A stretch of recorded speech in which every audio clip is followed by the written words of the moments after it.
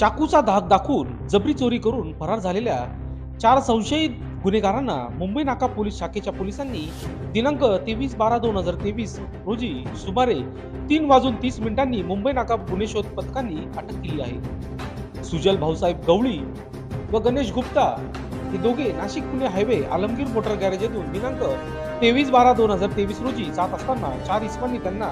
कोयत्याचा धाक दाखवून व हाताने मारहाण करून तसेच त्यांच्या खिशातील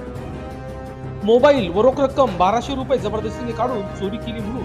मुंबई नाका पोलीस ठाण्यात गुन्हा रजिस्टर नंबर 484/2023 394